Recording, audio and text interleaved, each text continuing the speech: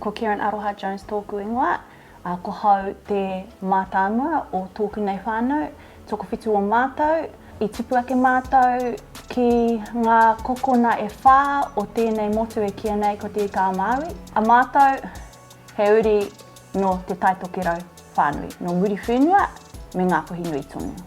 Tēnā koe ko Haukura Jones tōku ingoa.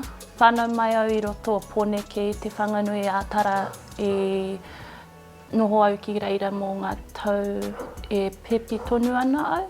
Engari tēnei wā tonu e noho ana au I roto o mangonui, noho ana I roto I te kāinga o muri whenua.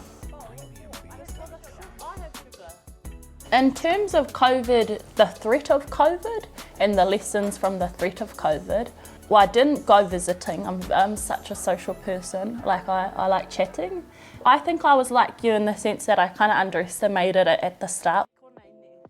Ko te tino tikanga o te rārerenga kōrero a Anga Whakamua, I think about a way forward, a path forward, navigating a way forward for our family, for ourselves, as an individual, but then as a collective too. And so, I think there's just been a real focus on health, on our own personal health, and we've touched on it, emotional and there's the physical health aspects and our spiritual health as well. I think checking in with each other, ensuring that we as a family, that we remain connected, feel supported.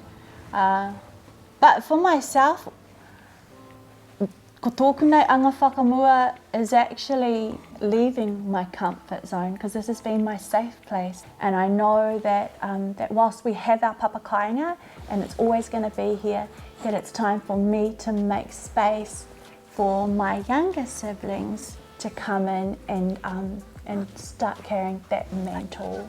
Titiro whakamuri ki Anga Whakamua. Ko te mea nei, ko te Anga Whakamua. Me pēhea tātou e whakaora I tō mātou whānau, I tō mātou hāpori, mō ngā tau kei te tū mai nei. Titiro whakamuri ki Anga Whakamua to me means learning from our past, taking lessons, taking knowledge, observing what has and hasn't worked, looking to the future, using that to incorporate a better future for our people and for our whānau and for our wider community.